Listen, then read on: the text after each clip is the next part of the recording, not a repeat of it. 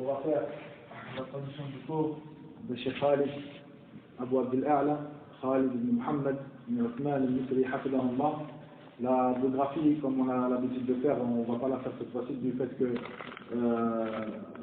qu'on l'a déjà faite, du fait que c'est le deuxième cours que Cheikh donne pendant cette série de cours. Là, c'était le 10e cours qu'on a fait depuis le début de cette série de cours. Et Inch'Allah, avant que j'oublie, demain, on vous mettra vraiment au courant. Donc normalement, il y a un cours de prévu aussi demain, à la même heure, à 19h, pas à 20h, à 19h. Et Inch'Allah, on vous mettra au courant. On fera passer le mot par Cheikh Redouane, ou là par l'imam, Inch'Allah. Et vous donneront tout ça. Et normalement, s'il y a le cours demain, Inch'Allah, on commence aussi une série de cours sur les règles de Tajwid, Sharh de Tuhfat al-Asfar, qui fait par un des mashayikh du Coran de là-bas d'Égypte, qui va faire le Sharh en 3 cours, comme le professeur il a fait le cours, le Sharh de ce livre-là, Matn al-Bina, en 3 cours. Il va nous faire aussi en 3 cours, comme ça, et généralement, soit continue, soit dépareillé en fonction des cours des mashayikh. Ouais, on s'excuse encore une fois d'avoir fait l'annonce, une certaine annonce qui a été faite aujourd'hui par rapport au cours qui était à 20h. Donc le cours il a été à 19h. Et le cours de demain, Inch'Allah, il sera à 19h. Et là, on commence la traduction du cours, Inch'Allah. Dans tous les cas, les audios, ils sont là. Si les frères ils veulent prendre les audios,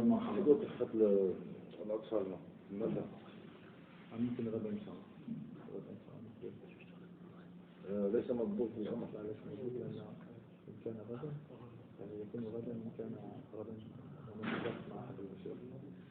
الأمر الآن يكون غدا سيدرس مع أصحاب هل من الأحسن يعني نترك هذا يعني يوم الاثنين والثلاثاء والأربعاء؟ لا صح. أنا كنت أريد أن أجعل هذه الدروس تتوافق مع دروس المشايخ.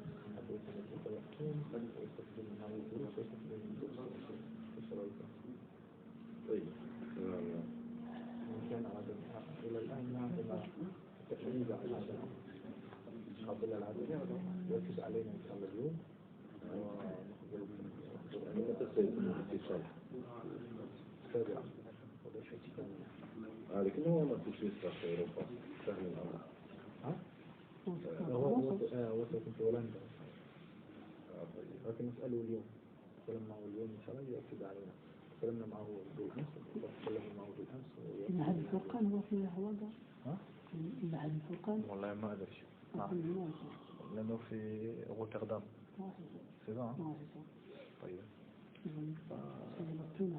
هو يحضر من هناك مباشرة غدا ولكن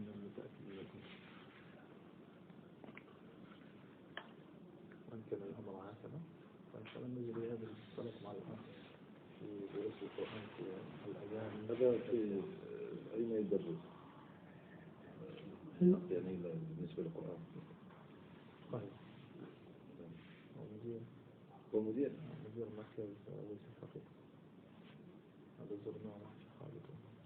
هذا يعني مختص في القرآن. نعم. والآخر متمكن في هذا. هذا الأخ الذي يدرس لنا. قلت لي أنا أقول لك هذا الأخ عنده وقت يعني ما خلاص. أكيد إن شاء الله فرصة أخرى إن شاء الله يعني نتدرج معه إن شاء الله. مثلا أنا عندي كتب التفاصيل. وماذا يدرس هناك؟ عندك كتاب يعني خاص بسبيل المؤمنين أو يدرس الكتب؟ لا هو ما يدرس هذه الكتب ولكن عندهم كتب خاصة بالمدرسة. لكن هو هذا الأخ يدرس غالبا الكتب النحو والصرف والبلاغة. وعنده درس كذلك في المسجد في اللغة. في اللغة. لكن لا تخلف إن شاء الله نجعل الدروس التي تخص خاصة أحمد شمال ومتخصص اللغة العربية عنده بعض الكتب الصرف خاصة. فإن شاء الله شيخ شمال في اليمن. لنا هذه السلسلة في العقيدة وهو أحد مدرسين. إن شاء الله نقدر نقرأ في الصحيح.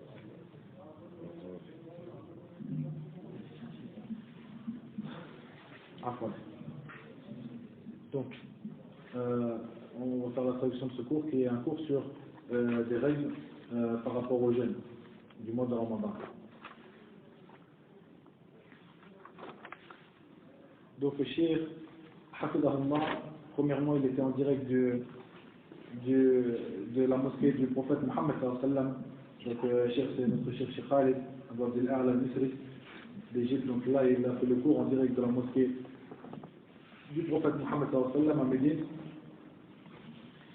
Et il a commencé son cours, Hafidahullah, par, après la louange à Allah Azza wa Jalla et salutations sur le prophète Mohammed sallallahu alayhi wa sallam, il a fait un rappel sur ce bienfait, ce grand bienfait qui est l'islam, et il nous a rappelé ce bienfait à nous qui vivons dans ces pays-là, ces pays de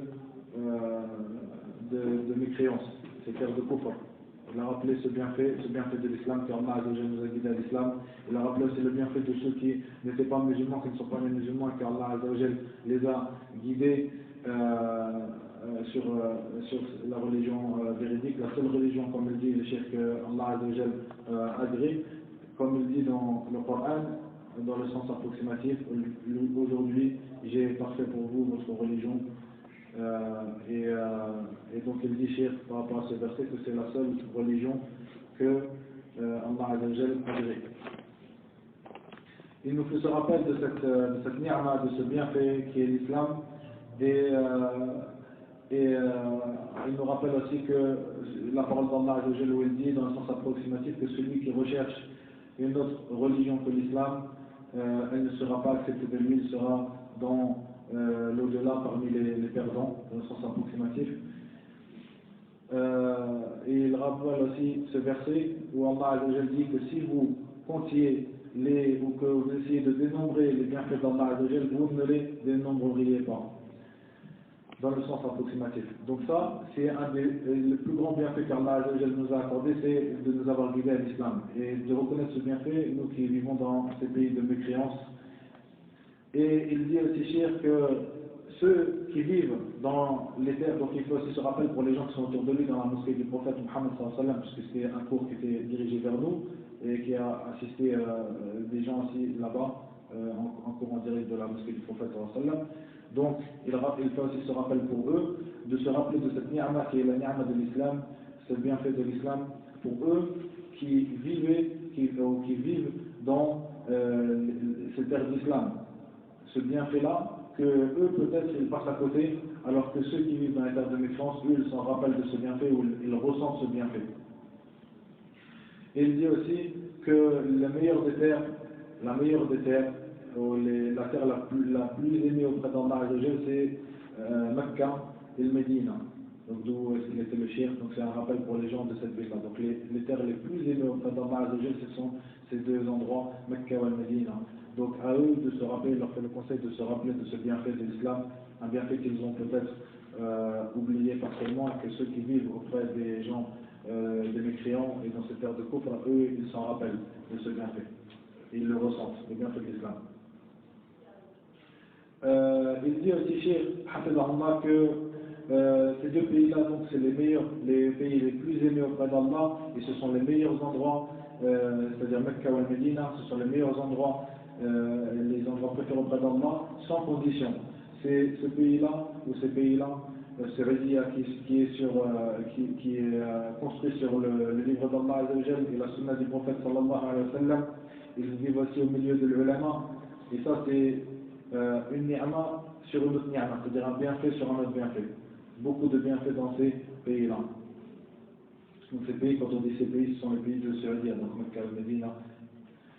Il dit aussi de reconnaître, il nous donne le conseil de reconnaître aussi ce bienfait qu'Allah Azza wa Jalla nous a guidés à ce manhaj, le manhaj salafi. Ça, c'est un grand bienfait qu'il faut reconnaître, il faut s'en rappeler, il faut atteindre ce bienfait. Et ça, c'est un bienfait que les gens prennent conscience de lui quand ils connaissent véritablement ce manhaj. Et il nous donne aussi le conseil de remercier Allah Azza wa Jalla pour ses bienfaits et de différentes manières desquelles Allah Azza wa Jalla et son prophète nous ont enseigné de le remercier par celle-ci. Ensuite, le cheikh Hafidahullah, il a voulu faire un rappel sur, comme c'était le titre du cours, sur les règles ou quelques bienfaits en fait du mois de Ramadan. Il a dit que l'adoration dans ce mois-ci est bien meilleure que dans tous les autres mois. Et Allah Azza wa Jal a rendu a particularisé ce mois-là par rapport aux autres mois par le fait qu'il a augmenté en degré, donc, ou qu'il a préféré les adorations qui sont faites dans ce mois-ci. Et il y a aussi des adorations qui sont propres à ce mois-ci. Il y a aussi des adorations que Allah subhanahu wa ta'ala a particularisé ce mois de Ramadan par celles-ci, des adorations qui sont propres à ce mois-ci qui ne sont pas dans les autres mois. Et il dit que ça c'est le meilleur des mois. Ça c'est le meilleur des mois, le mois de Ramadan. Et parmi ces adorations, il y a l'adoration du jeûne. Il faut savoir qu'Allah n'a pas ordonné de jeûner un mois, on n'a pas légiféré que l'on jeûne un mois entier, si ce n'est ce mois-là, le mois de Ramadan.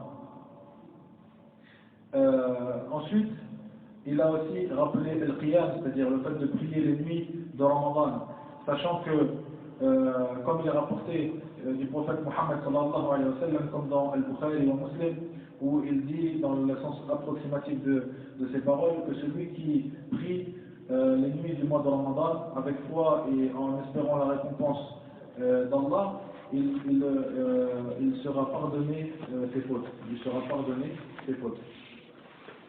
Ses fautes qui lui ont précédé. Ça c'est, Cheikh il rappelle que le qiyam, c'est-à-dire le fait de prier la nuit, ça c'est une adoration qui est légiférée c'est une grande adoration qui est légiférée dans toute l'année. Mais que Allah il a rappelé, ou que le prophète il a rappelé, il a parlé de ce qiyam, de cette prière de nuit, pendant le mois de Ramadan, il lui a donné un aspect propre, qui est ce hadith qu'on a cité, que celui qui se lève et qui prie les nuits de Ramadan, avec foi et en espérant la récompense d'Allah, il lui sera pardonné ce qu'il a avancé comme péché. Donc ça c'est un aspect propre que le prophète a donné au fait de prier les nuits de Ramadan et auquel il n'a pas attribué ses bienfaits, les bienfaits d'être pardonné ses péchés, ces péchés qui ont précédé, que il n'a pas donné cet aspect-là à la prière de nuit pendant le mois de Ramadan.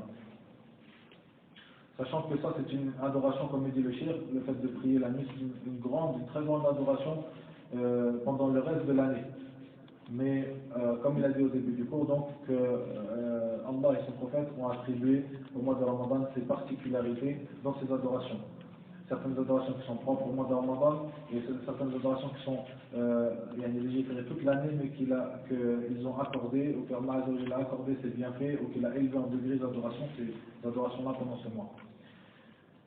Il a rapporté aussi chez le hadith où le prophète a dit pendant les premières nuits du mois de Ramadan, il vous est arrivé pendant la première nuit du mois de Ramadan, il vous est venu un mois, il a dit aux Sahaba, il vous est venu un mois qui est Mubarak, donc qui est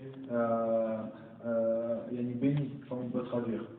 Et Cheikh il dit, ce mois-ci, c'est certes un mois béni, c'est une caractéristique par laquelle le prophète sallallahu alayhi wa sallam a caractérisé ce mois, et c'est une caractéristique qui se retrouve dans tout le mois, que c'est un mois béni par Allah azza wa jalla.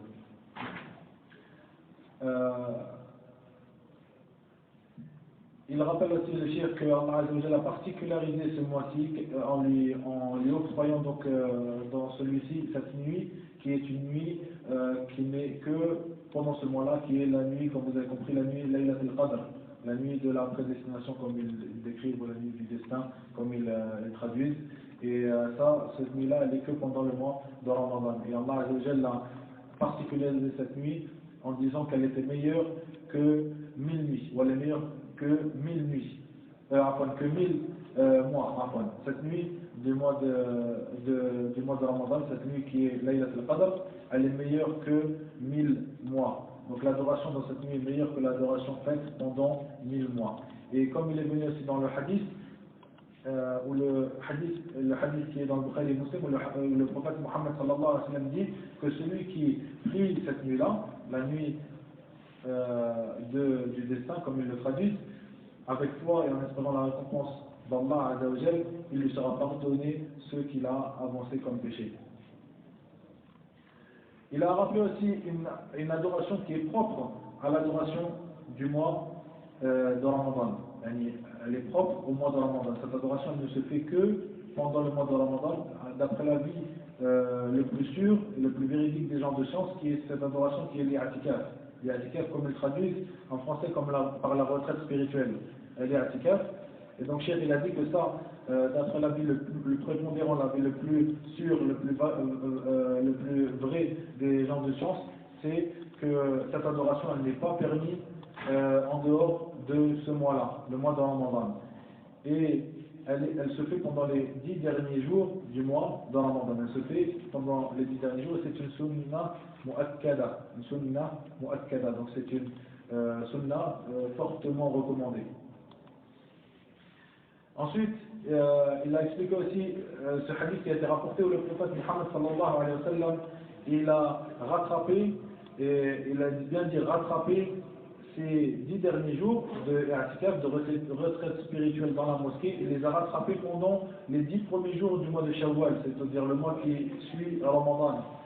Et il a bien précisé le shir, Hafidahullah, que ça il l'a rattrapé, le prophète il l'a rattrapé du fait qu'il n'a pas pu les faire pendant les 10 derniers jours du mois de Ramadan. Donc c'est pas une preuve à prendre sur le fait qu'on est autorisé de faire, ou c'est autorisé, ou c'est même légiféré de faire l'i'tikaf en dehors de ce mois-là. Plutôt c'est une chose que le prophète n'a pas pu faire pendant les 10 derniers jours, donc il l'a rattrapé au début, donc dans les 10 premières nuits, dans les 10 premiers jours du mois de Shawwal, qui suit directement le mois de Ramadan. Le Cheikh Hafidahullah, il a rappelé aussi la lecture du Coran. Et il a rappelé que ça, c'est une adoration qui est une très grande adoration, qui a de grands bienfaits, et pendant toute l'année elle est légiférée, et donc elle a plus de bienfaits encore pendant ce mois-là, pendant le mois de Ramadan, la récitation du Coran. Et il dit, parmi cela, il y a la preuve du hadith où le prophète sallam nous dit que, dans le sens approximatif, que le jeûne et le Coran, c'est-à-dire le jeûne d'une personne et le Coran, donc sa récitation, ils intercèdent pour lui le jour du jugement. Ils intercèdent pour lui le jour du jugement. Il dit celui-ci, donc le jeûne, je l'ai empêché de boire et de manger. Et il dit celui-ci, le Coran, donc sa lecture, je l'ai empêché de dormir pendant la nuit, ou dans le sens approximatif donc du hadith. Il a rapporté aussi le shir que parmi les bienfaits et tout, ou ce qu'il montre, ou ce qui est une preuve des bienfaits de cette lecture spécifiquement, ou de ces bienfaits spécifiques au mois de Ramadan, de cette lecture pendant le mois de Ramadan, c'est ce qui est rapporté de Ibn Abbas radiallahu anhuma dans As-Sahihayn, donc dans le Bukhari et Muslim, où il rapporte que Jibril alayhi salam, il venait et il faisait réviser, ou plutôt il révisait le Coran, ou il faisait réviser le Coran au prophète Muhammad sallallahu alayhi wa sallam, et il le révisait ensemble pendant chaque nuit du mois de Ramadan, le Coran. Il le faisait réviser, ou il le révisait ensemble pendant chaque nuit du mois de Ramadan, le Coran. Donc le prophète sallallahu alayhi wa sallam, il révisait le Coran en entier chaque nuit du mois de il révisait le Coran en entier à chaque mois de Ramadan. Et Jibril, il venait pour le faire réviser toutes les nuits de ce mois. Et ça, c'est une preuve qu'il faut redoubler d'efforts dans la méditation du Coran et dans la révision du Coran, l'apprentissage du Coran pendant ce mois-là, le mois de Ramadan.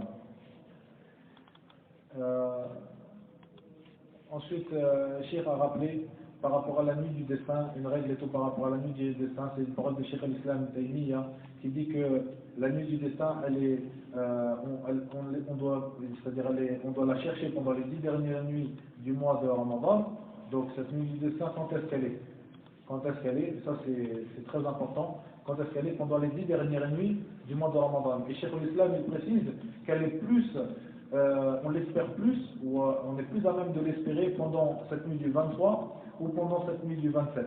Pendant cette nuit du 23 ou pendant cette nuit du 27. Par rapport aux hadiths qui ont été rapportés dans cela. Et bien sûr, Cheikh il rappelle qu'elle est possible, elle peut tomber cette nuit du destin pendant les 10 dernières nuits de Ramadan. C'est ça qui est rapporté du prophète sallallahu alayhi wa sallam de manière authentique, mais elle est par rapport aux hadiths qui sont rapportés sur cela. Cheikh al-Islam Taymiyyah, rahimahullah, il rapporte qu'elle est plus à espérer le 23 ou le 27. Donc, Cheikh il me met en évidence qu'il n'y a pas une nuit précise où le mois de Ramadan sera dans cette telle nuit ou telle nuit, comme ils disent ici, ils sont certains que ce sera la nuit du 27 et ils font des choses la nuit du 27. Donc là, il n'y a aucune preuve sur cela, sur le fait d'affirmer qu'elle sera la nuit du 27 précisément en dehors des autres 10 dernières nuits. Mais plutôt, Cheikh al-Islam rappelle cette parole, donc qu'il a dit qu'elle est plus à espérer la nuit du 23 ou la nuit du 27, pendant ces 10 dernières nuits du mois de Ramadan. Ensuite, Cheikh Hafidahullah, il rappelle cette adoration qui est l'adoration de la Umrah. La Umrah, donc la Umrah pendant le mois de Ramadan, et il rappelle le hadith où le prophète sallallahu alayhi wa sallam, il dit qu'une Umrah pendant le mois de Ramadan, elle équivaut à un Hajj. Elle équivaut à un Hajj. La Umrah pendant le mois de Ramadan, elle équivaut à un Hajj, donc c'est une preuve sur les bienfaits de cette Umrah pendant le mois de Ramadan. Et il dit qu'il n'y a pas de doute aussi sur le fait que ces adorations, elles sont élevées en degrés, elles sont élevées en récompense, pendant le mois de Ramadan.